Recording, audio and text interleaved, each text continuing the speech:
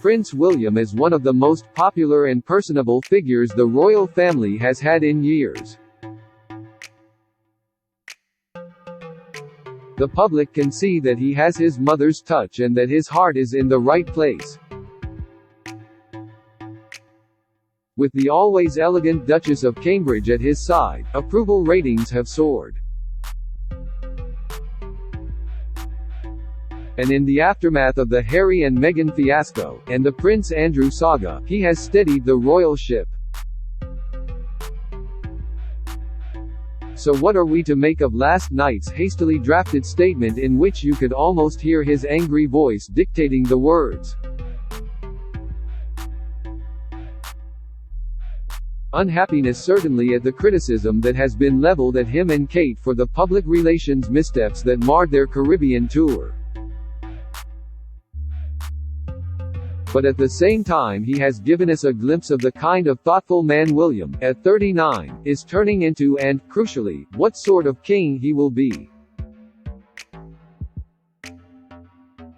When was the last time, if ever, a senior member of the royal family went on record to acknowledge mistakes?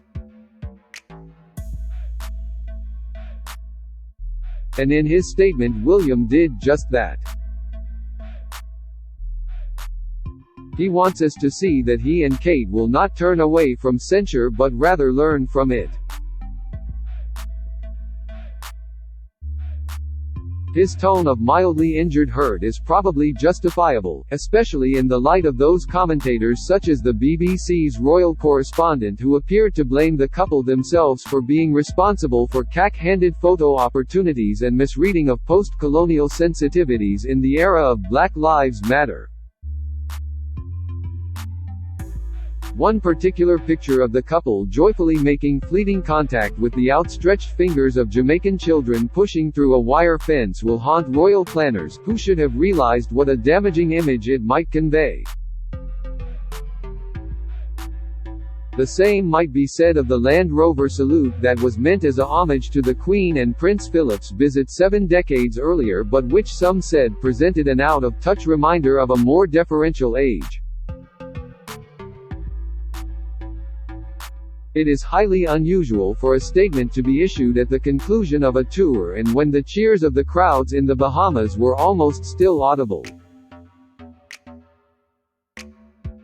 Perhaps William wanted the world to know how he, and Kate, feel, that they are bruised at being blamed for things they do not think they are responsible for. Certainly, it shows a refreshing willingness to engage with criticism, something that rarely if ever happens in royal circles, where the Stoic mantra has always been, never complain, never explain. Even as second in line to the throne you need government approval for speeches such as this. And the Foreign Office, which will face some searching questions over its bungling of the Cambridge's three-nation tour, were only too happy to give him the go-ahead.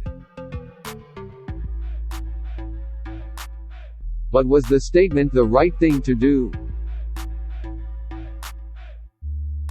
Particularly since there was a key passage that has left critics and royal supporters alike wondering why an issue was raised that never got discussed on the couple's 8-day visit: the future of the Commonwealth. Suddenly, William has opened up a tricky issue. Was he casting doubts on the role of Prince Charles, whom the Queen asked Commonwealth leaders to endorse as its next head? Palace officials have assured that this was not the case and that William was referring to his own future prospects and wanted to emphasize that he was not taking anything for granted. However, although it was a surprisingly clumsy intervention because his father's reign was not mentioned, it does reveal a maturity to William that we rarely see in public. It is 25 years since a royal tour was last hit by the kind of setbacks the Cambridges have had to endure. That was the Queen's 1997 tour to India, which was a diplomatic disaster as a result largely of then Labour Foreign Secretary Robin Cook's comments that suggested he backed an independent Kashmir, and another own goal over the colonial legacy when the Blair government insisted on a visit to Amritsar, the site of a massacre in 1919.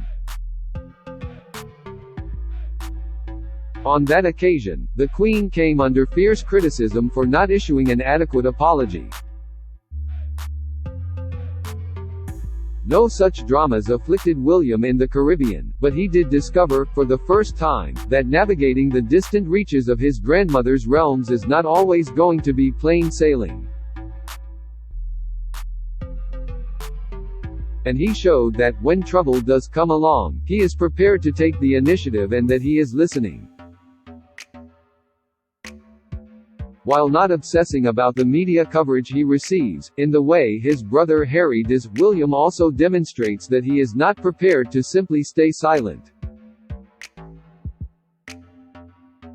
Just as he did in the wake of the BBC inquiry into how Martin Bashir obtained his interview with Princess Diana, William showed fighting spirit. He barely controlled the passion he felt about how his mother had been tricked. This time he was measured, but at the same time he has shown once again that he will not be pushed around.